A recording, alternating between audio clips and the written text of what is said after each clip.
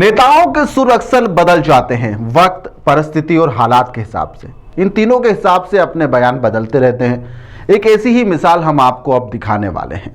जी हाँ, अगर इस वीडियो को आप पूरा देखेंगे तो आपको समझ में आ जाएगा कि नेताजी के सुर कैसे बदले हैं। नमस्कार, मैं हूं हेमंत और आप देख रहे हैं दिल लपेटा। हम बात कर रहे हैं हाल ही में विजयपुर सीट से चुनाव हारे वन मंत्री रामनिवास रावत की। जी हाँ, उपचुनाव में मुकेश मल्होत्रा के सामने उन्हें हार का सामना करना पड़ा।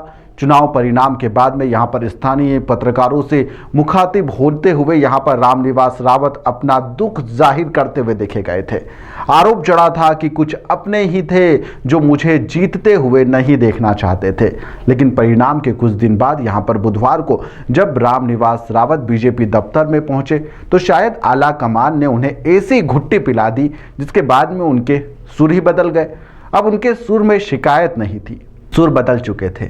आइए पहले आपको दिखाते हैं चुनाव परिणाम के तत्काल बाद वाला वह वीडियो जिसमें उन्होंने क्या कुछ कहा था। आप ही सुनिए। बड़ी बड़ी सौगातें दी, अब कहीं कोई कमी नजर आई आपको कि आखिर जनता क्या चीज नहीं समझ पाई, जनता से कहाँ गलती हुई? जनता मंत्री पद अर्थात बढ़ता हुआ पद स्वीकार नहीं कर पाई। जनता नहीं कहो, कुछ ही लोग हैं। जनता ने तो मुझे 93,000 वोट दिए हैं। कुछ ही लोग जो स्वीकार नहीं कर पाए। परिस्थितियां ऐसी रहीं कि कुछ लोगों को ये लगा कि इसके आने के बाद हमारा सब कुछ खत्म हो जाएगा। उन लोगों ने भी पूरी कोर कसर नहीं छोड़ी। जनता को उन्होंने भ्रमित किया और जनता को बरगलाया। जो भाजपा के लोग थे उनको बरगलाया और कहा कि अगर ये जीत के आ गया तो तुम्हारी कौन सुनेगा, अपने आदमियों को देखेगा। जबकि ऐसा नहीं है। मैं पूर्ण रूप से भारतीय जनता पार्टी में शामिल हुआ हूँ और भारतीय जनता पार्टी की नीति और रीतियों से।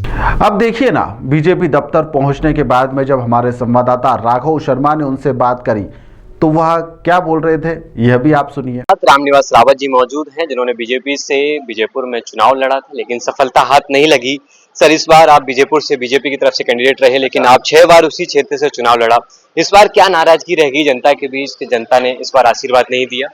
समय और भाग्य, जनता जो भी जनता को अच्छा लगे वो करती है।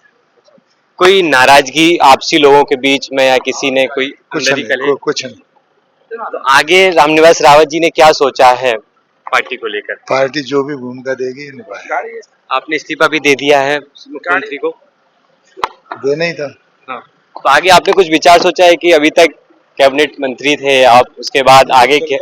हाँ। पहले भी मंत्री रहे, पहले हटे, ऐसा तो चलता रहता है। जीवन है, उतार चढ़ाव से डरना नहीं चाहिए। कोई नाराजगी किसी से? किसी से कोई नाराजगी।